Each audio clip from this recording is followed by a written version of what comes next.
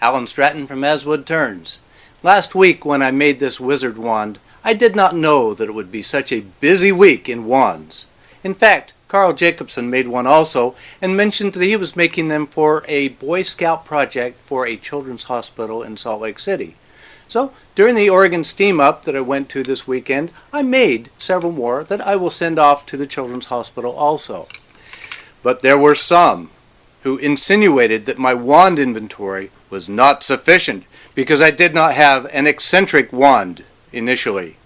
Now, let me assure you that I have eccentric wands in my shop, in my inventory here, ready to go at a moment's notice.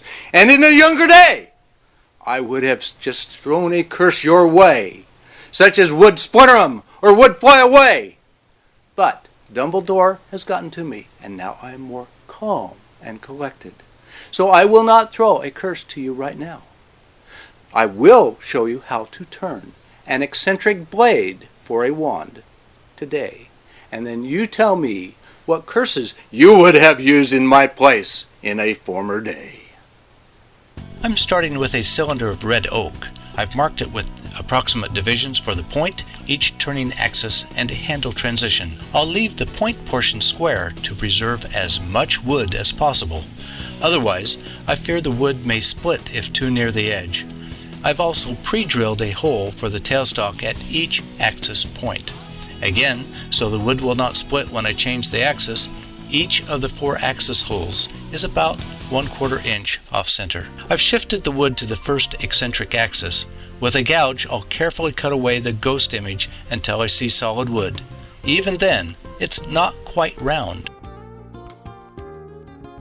Then I'll apply my beeswax mineral oil mix and sand the first area. I'll start this time at 120 grit and go to 400 grit, adding more sanding media as necessary. Finally, I give it a spin at high speed to melt in the wax and oil mix. Then carefully move the live center to the next axis. I'm being careful to move to the next hole around the end. I expect this will preserve as much continuity in the wood grain as possible, rather than flipping to an opposite axis. Then off again with the gouge. I'll stop the lathe frequently to check the transition between the segments. They're impossible to see with the lathe running. The ghosts are just not that reliable. With the second segment, I'm starting to fight the flex of the cylinder. Pressure from the gouge is pushing it backwards. Unless I take a very light cut, I'm getting a lot of unwanted chatter. Again, sand and finish the segment while I can. Now carefully move the axis to the third position. Now I'm really fighting the flex. I thought about mounting a steady rest, but where would it go? A steady rest could only run on the portion I'm working on. That's counterproductive. There's some pretty wild chatter. If I could only get that chatter that good when I want it. I'll crank up the RPMs, but there's a limit to what I feel safe to run at. I'll try a skew, but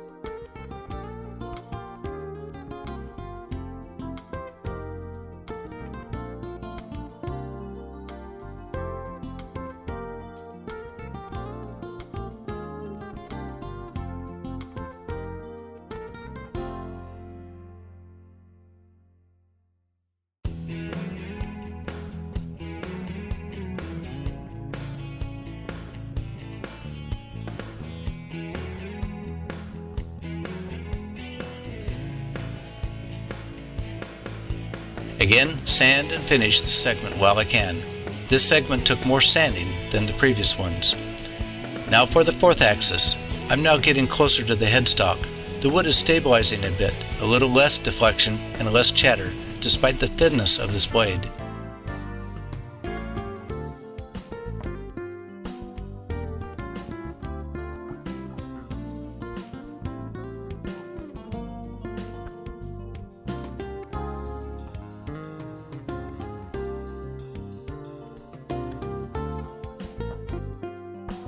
Again, sand and finish this segment.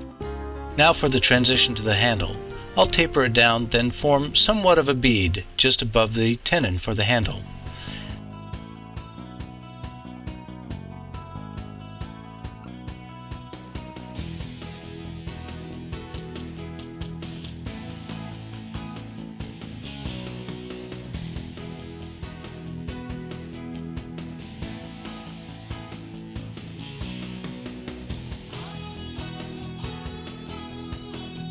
Now to cut the tenon in 2 stages. Pretty rough down to 7/16 inch, then gently down to the 3/8 final. A final check with the calipers. The wrench cutters tend to leave the tenon a little bit large. Then a bit more sanding and finishing. That leaves the point. Some would have tackled it already. I needed as much wood there as I could get, even at the cost of having to return to the other end. Fortunately, the point will be on the center axis.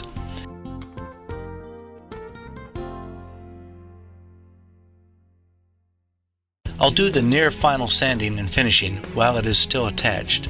I'll saw off the little bit of wood at the end of the tenon and round it slightly on a sander.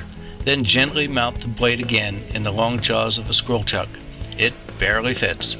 Otherwise I'd have to adapt a faceplate. Now just a little careful touch up on the point of the blade and we're finished.